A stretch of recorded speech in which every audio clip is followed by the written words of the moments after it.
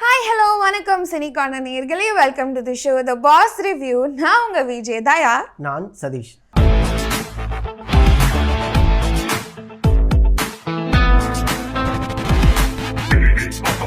So Saturday Sunday Bigg Boss episode அது பார்க்கறதுக்கு முன்னாடி தள்ள டாஸ்க் நடக்கும்னு எதிர்பார்த்தோம், ஆனா நடக்கல.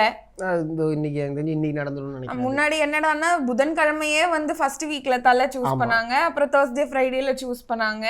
ஸோ என்ன ஃபார்மேட்ல இவங்க போறாங்க கிடையாது. கண்டென்ட் இல்லைன்னா ஒரு டாஸ்க் உள்ள வரும் லாஜிக்கா பார்த்தா, ஓகேவா? கண்டென்ட் இல்லைன்னா ஸ்டோரி உள்ள வருது. இப்போ கண்டென்ட் இல்லைன்னா இந்த டாஸ்க்கு. ஸோ இந்த அவங்களுக்கு கண்டென்ட் இருந்துச்சுன்னா போதும். இல்லைன்னா என்னடா கண்டென்ட் இல்லை, ஏதாவது ஒன்று போட்டு விடுங்கடா டேய் அப்படிங்கிற மாதிரி, மாஸ்டர் வர சிலம்பத்திலிருந்து சுத்துறா அப்படிங்கிற மாதிரி தான். அண்ட் மக்கள் எல்லாமே எரிச்சல் ஆக ஆரம்பிச்சிட்டாங்க. என்ன பாரு கமருதீன் மட்டும்தான் கண்டென்ட்டா, இவங்களையே காமிச்சிட்டு இருக்கீங்க. எனக்கு புரியல. அதை விஜய் சேதுபதி வந்து பிரைஸ் பண்றாரு, நீங்க கவனிச்சிங்களா? நான் அதை கவனிக்கல. பட் ஒரு விஷயம் எனக்கு என்ன ஹாப்பியா இருந்ததுன்னா, விஜய் சேதுபதி இப்பதான் லைட்டா பாருவை क्वेश्चन பண்ண ஆரம்பிச்சிருக்காங்கன்ற மாதிரி எனக்கு ஃபீல் ஆச்சு. ஆனஸ்டா ஒன்னு சொல்றேன் தயா, நம்ம வந்து ஓகே ரெண்டு பேரையுமே எடுத்து பேசுவோம். ஃபஸ்ட்டு விஜய் சேதுபதி ப்ரைஸ் பண்ணதை நான் பெருசாக வரவேற்கல. ஏன்னா அவர் என்ன சொல்கிறாருன்னா, பரவாயில்ல போன வாரம் ஏதோ ஒன்று அப்படி இப்படி பண்ணி ஃபுல்லாக ஓட்டிட்டீங்க. அது அவர் மொத்த வீட்டையும் தானே சொன்னார். பார்வதி கமருதீனை தான் அந்த விஷயத்த வந்து அட்ரஸ் பண்ணி பேசினார் அவர். இப்போ நான் ஒன்று சொல்லலாம், அதாவது எல்லாரையும் இப்போ ஒன்றை வந்து எஞ்சி நிற்க வச்சுட்டு இது வந்து எல்லாருக்கும் தான் அப்படிங்கிறது வந்து எப்படி தெரியுமா இருக்கு? அது ரொம்ப தவறான ஒரு விஷயம். ஒன்றுனா தயா நீ தான் நல்லா பண்ண, முடிஞ்சு போச்சு, ஓகேவா? அதை விட்டு எல்லாருக்கும் தான் அப்படிங்கிறது தவறான ஒரு விஷயம். இவங்க ரெண்டு பேர் தான் ப்ரைஸ் பண்ணார். அது அப்போ நீங்கள் எதை தான் நார்மலைஸ் பண்ண விரும்புகிறீங்க, எதை வரவேற்கிறீங்கன்னு ஒன்று இருக்குல்ல. அது அடுத்து அப்படியே நீங்கள் சொன்னீங்கல்ல, பார்வதி அவங்க வந்து திட்டவே இல்லை. ஆக்சுவலாக எனக்கு என்ன ஃபீல் ஆச்சு பார்க்கும்போது அப்படின்னா, விஜய் சேதுபதி வந்து லாஸ்ட் வீக் 2 வீக்ஸாக கண்டுக்கவே இல்லை அவங்கள. இந்த வாரம் அட்லீஸ்ட் கேள்வி கேட்டாங்க, கொஞ்சம் ரோஸ் செஞ்சாங்க, மறைமுகமாக கலாய்ச்சாங்க, எல்லாமே அவங்க வந்து பண்ணாங்க. பட் ஆடியன்ஸ் தான் என்னால் புரிஞ்சுக்கவே முடியல. ஏன்னா வந்து ஃபர்ஸ்ட் வீக் வந்து அந்த கனியன் கேங்கை கொஸ்டின் பண்ணும்போது பார்வதி கமருதீனை கேட்கவே மாட்டீங்கன்னு ஒரு கூட்டம் எழும்பிச்சு. இந்த வாட்டி அவர் கமருதீன் அண்ட் பார்வதியை தான் இது பண்றப்போ கமருதீனையே டார்கெட் பண்ற மாதிரி இருக்கு. விஜய் சேதுபதியும் அன்பு கேங்ல சேர்ந்துட்டாங்க. டார்கெட் அவன் என்ன பண்ணிட்டு இருக்காரு அந்த ஆளு? என்ன அவர் என்ன பூவை போட்டு வரவேற்கிறாரா? கேள்வி கேட்கல. அப்போ விஜய் சேதுபதியும் அன்பு கேங் 2.2 பார்வதின்னு தயா ஒரே நிமிஷம் தான் தயா, முப்பொழுதும் பார்வதியின் கற்பனை. இல்ல என்ன இரிட்டேஷனா இருக்குது. ஒருத்தவங்களுக்கு பேர் அடிக்கடி வருதுன்னா வினோத் சொன்ன மாதிரி தான், பாசத்துல வருதா இல்ல கடுப்புல வருதானே தெரியல அப்படிங்கிற மாதிரி தான் இருக்குன்னு வச்சுங்களேன். காக்கா பார்வதிக்கு வந்து இரிட்டேஷன் தான் வருது அவங்க பண்ணுறதை பார்க்கும்போது. அண்ட் வந்து பார்த்தீங்கன்னா கமருதீன் வந்து நான் எல்லாரையும் வந்து வரவேற்றார் பூ போட்டு. இல்லை, அவர் பண்ணது எல்லாமே வைலன்ஸு, சும்மாலாம் கிடையாது, ஃபிசிக்கல் வைலன்ஸ். அதெல்லாம் அதை நீங்கள் அது தடுத்து தான் ஆகணும், அதை கேட்டு தான் ஆகணும். நான் ஸ்ட்ரைக் கொடுப்பாங்க, அது வந்து அட்ரஸ் வர பண்ணுறாரு விஜய் சேதுபதி. என்னன்னா நிறைய பேர் உங்கள் 2 பேரை சொல்லி ஸ்ட்ரைக் கொடுங்க அப்படிலாம் சொன்னாங்க. எல்லோ கார்டு ஏன் கொடுத்துட்டு போங்களா, சும்மா அதை இப்போ புலி வருதுன்னு பயமுத்திட்டு இருக்காரு. அவங்க ஓட்டு போடுற வரைக்கும் தேவையில்ல. அடுத்து உடனே சண்டை, நேத்தி சண்டை வேற திரும்பி தெரியுமா? இவ்வளவு தூரம் பேசினாரு, இவ்வளவு தூரம் அசிங்கப்படுத்தினாரு, எல்லாமே ஓகே. கமருதீனை அசிங்கப்படுத்தினாரு, அதுக்கு வேணா நம்ம வந்து பாராட்டலாம். பார்வதியெல்லாம் அவர் ஒண்ணுமே பண்ணல. அவரு என்ன செல்லமா கலாய்க்கிறீங்களா? தேவையில்லையே, நாங்க இங்க கலாய்ச்சிக்கிட்டு இருக்கோங்கிறத தாண்டி எங்களுக்கு கடுப்பாகுது, ஷோ பார்க்க முடியல. இன்னைக்கு நடந்த ப்ரோமோல லாஜிக்கே இல்லாம சண்டை, கனிக்கும் பார்வதிக்கும் லாஜிக்கே. அவங்க கனி ஒரு விஷயத்தை ரொம்ப அழகா சொல்ல வராங்க, என்னன்னா நான் டேங்க் சொல்லி வாங்க வரேன், கீழே வச்சுட்டு போறேன்னா அப்ப என்ன மரியாதை? என்னதான் எதிரியா இருந்தாலும் வீட்டுக்கு வந்தவங்கள வாங்கன்னு சொல்றதுதான் நம்மளோட வழக்கம், ரைட்டா? இதுல நீங்க வேற நிறைய தத்துவம்லாம் வேற பேசக்கூடிய ஒரு ஆள். அப்படி இருக்கும்போது ஒருத்தவங்க டேங்க் சொல்லும் போது கீழே வச்சுட்டா போவீங்க. அப்ப அது பர்சனல் வெஞ்சன்ஸ். பார்வதி பர்சனல் வெஞ்சனா தான் பண்றாங்க. அது பண்ணாதீங்கன்னு விஜய் சேதுபதி சொல்லிட்டாரு, ரெட் கார்டுனும் பயம் காமிச்சிட்டாரு. அண்ட் விஜய் சேதுபதி ஓகே நான் இதை நாகரீகமா அணுகுறேன், ஒத்தொத்தரையும் குத்தி காட்டினா எல்லாரையும் பேசுறாங்க, நல்லா இல்ல அப்படின்னு சொல்லி ரெட் கார்டு பூச்சாண்டி காமிச்சா கமருதீன் போய் சொல்றாரு, எனக்கு இதெல்லாம் பண்ணிடுவோம் பயமா இருக்கு, என் பேர் நாறுதுன்னா, உனக்கு உண்மையாலுமே அப்படி பேர் நாடுற பயம் இருந்ததுன்னா நீ எப்படி நடந்துக்கணும், நீ நடந்துக்கிற? திரும்பியும் அது என்ன வளர்ப்புன்னு வந்து துஷாட்ட கேட்குறீங்களே, நாங்கள் கேட்குறோம் என்ன வளர்ப்பு கமருதீன் உங்களுக்கு? ஏன்னா லாஜிக்கலா ஒரு விஷயம் இத்தனைக்கும் கமருதீன் கிட்ட அவர் சொல்லிட்டாரு, பார்வதி கிட்டயாவது சண்டை வச்சுக்கிறாங்க, உங்ககிட்ட ஒதுங்கி போறாங்கன்னா ஏன் அப்படின்னு பாருங்க. அதான் சொல்றேன், பார்வதியும் சரி கமருதி, இதுல வேற பார்வதி வந்து கோச்சிக்கிட்டாங்க. என்னன்னா என்னை எப்படி வந்து நீங்க வந்து என்னை வந்து நான் வந்து இவனோட இதுல இருக்கேன், இவனோட இதுல அப்படிதான் இருக்கீங்க. பார்வதி வந்து தட்டுல வைக்கிற கத்திரிக்காய் மாதிரி உருள்றாங்களோன்னு எனக்கு தோணுது. இந்த ஒண்ணுமே பக்கம் அந்த கிடையாது, பக்கம் ஒண்ணுமே கிடையாது. Attention seeking number 1. ஏன்னா கமருதீனுக்கு வீட்டுக்குள்ள அவ்வளோ ஜாலரா அடிச்சவங்க விஜய் சேதுபதியும் மக்களும் இவரை ரோஸ் பண்றாங்கன்னு இவர் சொல்றது எனக்கு புரியலன்னு அப்படியே அதை கூட அந்த பயலுக்கு புரிஞ்சிக்க தெரியல எனக்கு. அங்க அதான் சொல்ல, ஏய் என்னப்பா இந்த அளவுக்காப்பா அழுமட்டையா இருப்பீங்க அப்படிங்கிற மாதிரி தான் இருந்துச்சு. ஏன்னா ஆக்சுவலாக பார்வதிங்கிறத தவிர்த்துலாம் காக்கா பார்வதிங்கிற ஒரு வேர்டை யூஸ் பண்ணிக்கலாம். ஏன்னா நேற்று அழகா கெமி வந்து அந்த காக்கா பார்வதிங்கிற ஒரு விஷயத்த சொன்னாங்க. அது வந்து வரவேற்கத்தக்கதான். எல்லாருக்கிட்டையும் காக்கா பிடிக்கிறதா இருக்கட்டும், அந்த அவங்க காக்கா கதையை சொல்லி ஒன்று சொன்னாங்க. ஆனால் பார்வதி எல்லாத்தையும் காக்கா பிடிச்சிட்டு இருக்காங்க. ஸோ அதனால் காக்கா பார்வதி வந்து நேத்தி சண்டை போட்டது வந்து எங்களுக்கெல்லாம் பெருசாக எடுத்துக்க முடியல. ஏன்னா அதெல்லாம் நடந்துக்கிட்டு இருக்கும்போது அக்செப்ட் பண்ணிட்டு போங்க. திவாகர் மாரி திருந்தவா செய்யுங்க.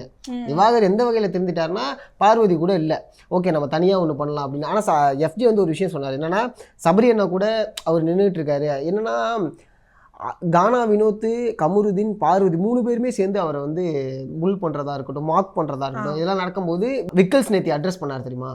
அந்த விஷயம் ரொம்ப கரெக்டான ஒரு விஷயமா இருந்துச்சு. ஏன்னா விக்கல்ஸ் வந்து அதை ரொம்ப அழகாக எடுத்து சொன்னார். அதாவது பாடி ஷேம் இதெல்லாம் நடந்திருக்கு சார், இதெல்லாம் இருக்குது. ஆனால் இவருமே வாய்ஸ் விட்டார் தான், இவருமே தேவையில்லாமல் வார்த்தைகளை விட்டார் அப்படிங்கிற விஷயத்தையும் 2 பேரையுமே அட்ரஸ் பண்ணார். கானா வினோத்தால் அவர் ஏற்றுக்க முடியல. ஐயோ என்னடா நம்ம பண்ணது வேறு மாதிரி பயந்துட்டார் அவர். அண்ட் இன்னொன்று சொல்லவா, கமருதீனுக்கு செம்ம பயம் இருக்குது. ஓப்பனாக சொல்கிறேன், அவர் பயப்படாமலாம் நடிச்சிட்டு இருக்காருல, கிடையாது, கொடூரமான பயம். பயப்படுறவன் அப்படியா நடந்து என்ன பயம்னு கேளுங்க. இப்போ ஆகா நம்ம வெளில அனுப்பிடுவாங்க, விஜய் சேதுபதி சார் திட்டோன்னா அதுவும் கொஞ்சம் பிரச்சனை ஆகிடும். விஜய் சேதுபதி எப்படி பேச தெரியாமல் அப்படியே ஏன் இவ்வளோ பயத்தை வச்சுக்கிட்டு. அதான் சொல்கிறேன்னே, உண்மையான வீரன் வந்து என்ன தெரியுமா பண்ணுவான், நான் வீரண்டான்னு கத்திட்டுலாம் இருக்க மாட்டான், சைலண்டாக இருப்பான். அதாவது சபரி இருக்கிற மாதிரி. ஆக்சுவலாக சபரிக்கே இப்போ விமர்சிக்கிறாங்க, சேஃப் பிளே, டபுள் கேமர். இருந்துட்டு போட்டோம், என்னை பொறுத்த வரைக்கும் இருந்துட்டு போட்டோம். ஏன் அப்படின்னா லாஜிக்காக ஒன்று எடுத்துப்போம். நான் வந்து ஒருத்தனை கத்தி எடுத்து குத்துறேன் அப்படிங்கும்போது கண்ணுக்கு தெரியுற மாதிரிலாம் குத்த மாட்டேன், ஓகேவா. பொறுமையாக தான் அப்படி, அதுதான் லாஜிக்கலான ஒரு விஷயம். கேம் பிளேல நம்ம கண்ணுக்கு தெரிஞ்சு ஒரு விஷயம் பண்ண முடியாது. அவரு கெமிக்கிட்ட பேசும்போது ஒரு விஷயம், எனக்கும் உனக்கும் சண்டை வரும் தான், அது இப்பவே வேணாம், பொறுமையா போட்டுப்போம். அதான் அவரோட அணுகுமுறையே தப்பு அப்படின்ட்டாரு. அதுதான் நேத்தி வந்து ஆதிரி ஒரு விஷயம் சொல்லிட்டு போனாங்க வெளில போகும்போது.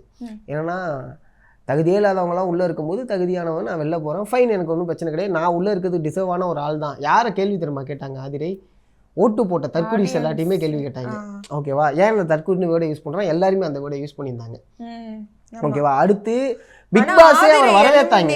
வந்து ஃபேரா அப்படின்ற அன்ஃபேர் தான்.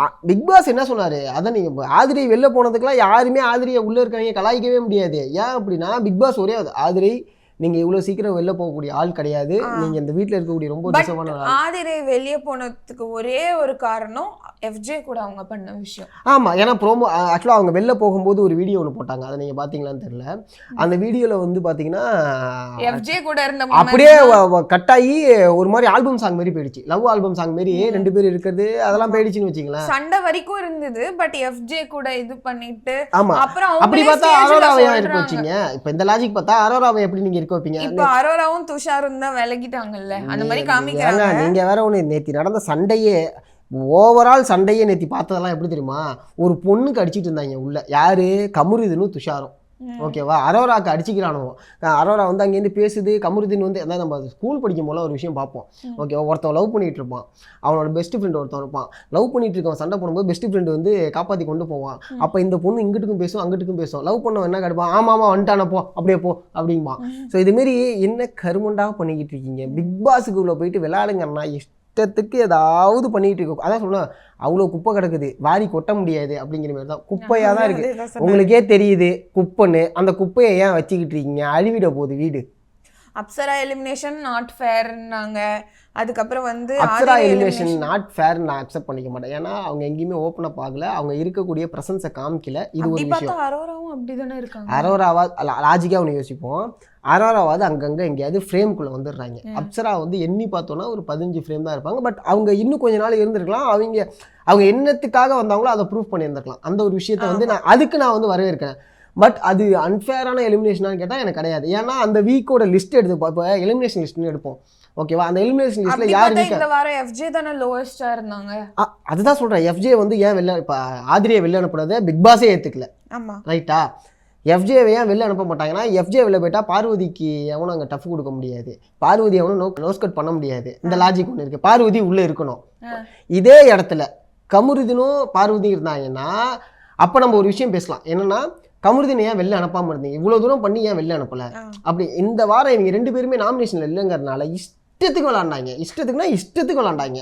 பார்வதிலாம் டு த கோரில் போயிட்டு ஆச்சா புச்சான்னு. அதாவது விஜய் சேதுபதி ஒன்று பண்ணுவாப்புல, என் ஸ்ட்ராட்டஜி விஜய் சேதுபதி சார் மூஞ்சிக்கு நேராக திட்டிடுங்க. எங்களுக்கு நீங்கள் அதான் சொன்ன வீக்கெண்டை விட வீக் டேஸ் வந்து நல்லா இருக்கு அப்படி தான் தோணுது ரீசெண்டாக. அதே மாதிரி பட் எனக்கு இந்த வீக்கெண்ட் பார்க்கும்போது விஜய் சேதுபதி ஓகே ஓரளவுக்கு வந்து அந்த தீக்குச்சி எப்படி கிழிச்சிருக்காரு, அது போக போக இன்டென்ஸ் ஆகுமா 100வது நாள் வரைக்கும் கிளிங்க. எனக்கு புரியவே இல்லை. ஏன் போன சீசனில் சாச்சனாவை அனுப்பி விடல? நல்லா யோசிச்சு பாருங்க. போன சீசனில் சாச்சனா வந்து எனக்கு தெரிஞ்சு ஃபஸ்ட்டே அனுப்பிச்சி விட்டாங்க, ஒன்றுமே இல்லாமல் நீங்கள் கிளம்புமா அப்படின்ட்டாங்க. அந்த இது கொடுங்க. இவர் இருக்கார்ல, ஃபேட்மேன் இருக்கார்ல, அவர் இதில் சொல்லியிருந்தார் என்னன்னா போன சீசனில் என்ன அனுப்பாமல் இந்த சீசனில் அனுப்பியிருக்கணும். போன சீசனில் நான் வாயை திறந்தனால என்ன அனுப்பி விட்டீங்க, இந்த சீசனில் வாயை மட்டும் தான் திறந்துட்டு இருக்காங்க, வேற ஏதாவது பண்ண. சோத்து பிரச்சனை ஒரு பெரிய விஷயமாச்சு. அது ரொம்ப பேட். திவாகர் வந்து கம்ப்ளைண்ட் பண்ணிட்டே இருந்தாரு, அது எல்கேஜி கிட் கம்ப்ளைண்ட் பண்ற மாதிரி இருந்தது. இல்ல தயா சீப்பா பண்றாங்க ரொம்ப சிம்பிள். நான் திவாகர் மேல வைக்கக்கூடிய விமர்சனம் அதை நம்ம மாத்த போறது கிடையாது. அந்த விமர்சனம் எப்போதுமே இருக்கக்கூடியதுதான். ஆனா நிறைய பேர் வந்து சொல்றாங்க எப்படி திவாகருக்கு சப்போர்ட் பண்றீங்க, 24/7ல அவர் அடிக்காத கூத்தா எப்படி அவர் பிஹேவ் பண்றாரு, அததான் நான் சொல்றேன். அந்த விமர்சனத்தை நான் மாத்தல. இல்லதியா ஒரே விஷயம் புரிஞ்சுக்கங்க, அந்த விமர்சனத்தை நம்ம மாத்தவே போறது கிடையாது. அந்த விமர்சனம் இருக்கதான் செய்யுது. ஆனா திவாகருக்கு நடக்குது என்ன தெரியுமா? ஃபர்ஸ்ட் முடிச்சிடுறேன் நான்.